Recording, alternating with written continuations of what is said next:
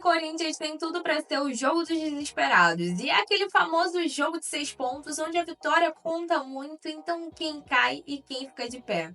Vem comigo para saber tudo sobre essa partida. Meu nome é Julia Cunha e eu sou dominada pelo Flor. Para começar, é claro que eu vou pedir para você deixar o seu like e apoiar aqui o canal, mas vamos então às informações que interessam. Esse Fluminense e Corinthians desse sábado vai acontecer às 9 horas da noite no Maracanã e vai ter transmissão da Sport TV e do Premier.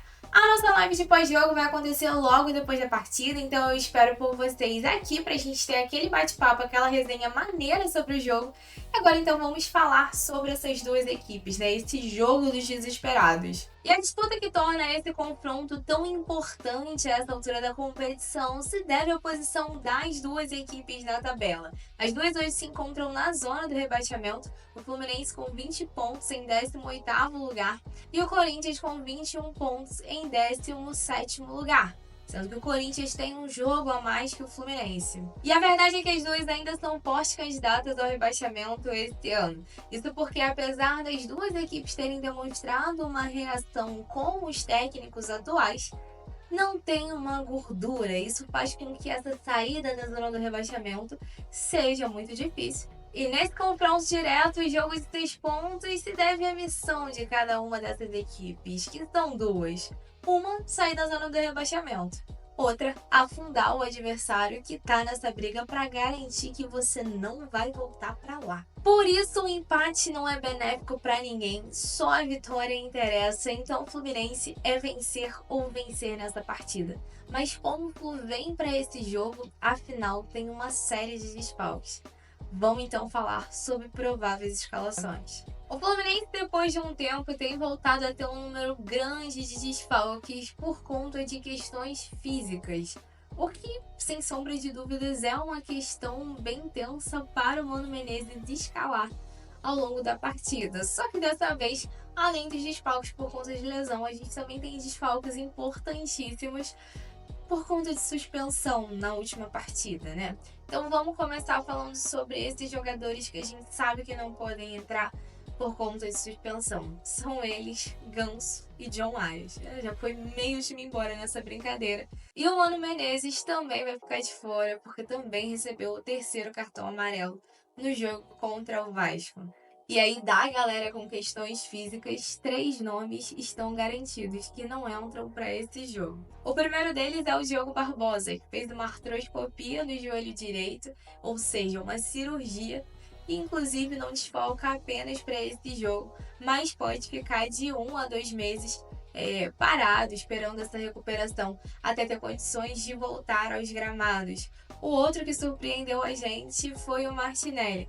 O Martinelli teve que sair de campo do jogo contra o Grêmio. A princípio parecia só uma batida de cabeça, mas na verdade o Martinelli tem um problema no tornozelo, uma lesão no tornozelo. Fica de fora desse jogo e chega a ter dúvida para o jogo de volta das oitavas de final da Libertadores contra o Grêmio. E o terceiro deles é o Marcelo. O Marcelo, a gente não sabe ao certo qual é a questão, né, dele em si, mas o que o Fluminense informa é que ele tem uma lesão na perna. Então, tendo lesão, não estando em transição, a chance do Marcelo entrar nesse jogo, diria que é nula. Mas como se não bastasse isso, outros 4 nomes são dúvidas para esse jogo: Kevin Serna, Nonato, Marquinhos e Cano. Os 4 estão em transição, então pode ser que tenham condições de entrar nesse jogo ou não, mas as notícias que a gente teve ao longo dessa semana, até a informação que foi dada pelo Vitor Lessa, é que desses 4 jogadores, os 2 que tinham mais condições de voltar a estar à disposição para essa partida eram Kevin Serna e Nonato. A gente torce por isso, porque senão essa provável escalação me assusta bastante, confere só. Mais uma vez a gente não teve a escalação mais usada no treino sendo vazada, então o GE colocou a seguinte provável escalação: Fábio no gol, ali a linha de defesa com Samuel Xavier, Thiago Silva, Thiago Santos e Esquerdinha, um meio-campo formado por 4 meio-campistas, André, Facundo Bernal e Alexander, e o Lima jogando mais à frente, que seria ali a posição do Ganso, e o ataque formado por Keno, e Cauã Elias. E aí, meus amigos, eu disse que, tendo em vista o que a gente tinha à disposição, as últimas prováveis escalações eram escalações ali boas dentro das condições que a gente tinha para escalar esse time. Nessa eu tenho que discordar, porque eu não acho que dos jogadores que a gente tem à disposição essas sejam as melhores opções para essa partida. Para começo de conversa, eu não vejo dúvidas hoje com relação a Thiago Silva e Thiago Santos. Ainda que o Ignacio precisa ter mais oportunidades para a gente poder fazer uma avaliação mais concreta. Eu acho que depois de ter sido titular no jogo contra o Vasco e ter tido uma boa atuação, entrar no lado do Thiago Silva nessa partida seria algo natural, ainda que o Thiago Santos tenha uma moral dentro da equipe. E esse ataque com o Keno, para mim, não tem condições. Não apenas pelas atuações do Keno, essa sequência de atuações também, mas pelo agravante dessa partida ser no Maracanã. Para mim, o que acontece, né? No jogo contra o Grêmio, o Keno ele entra muito mal. Ele, por exemplo, parecia mais um defensor que um atacante, sendo que não marcava, né? Seria mais em termos de posição do que de função, porque estava fazendo muito mal os dois lados do campo. E a gente tem que lembrar que a última cena do Keno dentro do Maracanã foi até fazendo um bom segundo tempo contra o Juventude, mas depois botando a mão do ouvido para a torcida. Num jogo como esse, eu quero entrar para ser vaiado e diria que com uma má atuação virar um barril de pólvora total. E acho que a gente não precisa desse tipo de pressão diante dessa partida que é tão importante. E aí, obviamente, o meu desejo principal seria que o Serna já tivesse condições para entrar nesse jogo e entrasse como titular no lugar do Keno e fizesse uma partidaça para fazer o Keno nem precisasse ter cogitado a possibilidade dele entrar em campo. Mas se isso não acontecer, eu apostaria até no Isaac. Vai no moleque, acho que o Keno não tem feito partidas esse ano que justifiquem a permanência dele no time titular. E aí, com esses agravantes de atitude do jogador com relação à torcida, eu acho que só tende a deixar o jogo mais tenso.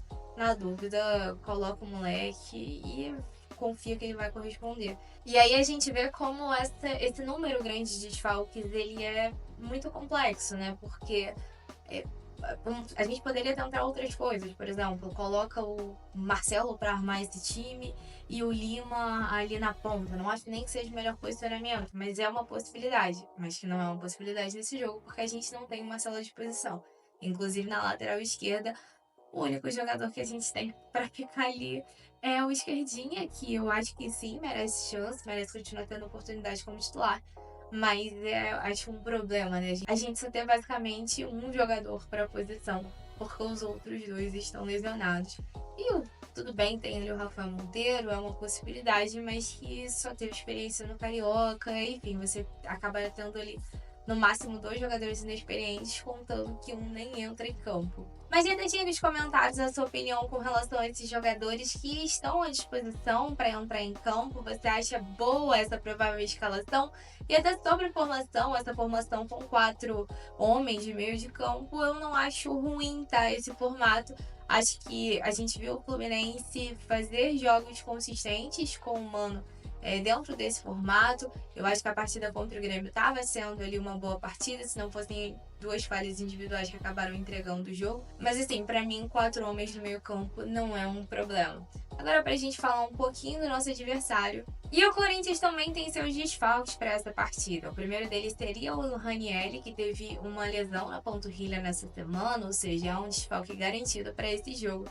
E além dele, o GE coloca 2 outros que devem ser desfalques para essa partida, Alex Santana e Yuri Alberto, que iniciaram a transição, mas não devem entrar em campo para esse jogo. E uma dúvida é o Romero, que ficou de fora da partida do meio da semana pela Sul-Americana por conta de um desconforto muscular. Por isso, o GE coloca a seguinte provável escalação: Hugo Souza no gol, Félix Torres, André Ramalho e Kaká, Mateuzinho, Rian, Charles, Rodrigo Garro e Hugo, Thales Magno e Giovani. E o árbitro para essa partida será o Braulio da Silva Machado. Então, o panorama geral dessa partida, e o que eu espero mesmo é que o Fluminense entre com garra em campo, com clima de final, porque ainda que a gente tenha uma escalação boa, não adianta se o time não entrar com uma postura de que entende a situação que o Fluminense está e que precisa sair dela o mais rápido possível. É isso que a gente espera já nesse jogo. Então bora pra cima, e se você gostou de alguma coisa nesse vídeo, aproveita pra se inscrever aí e ficar ligadinho nos nossos próximos vídeos por aqui.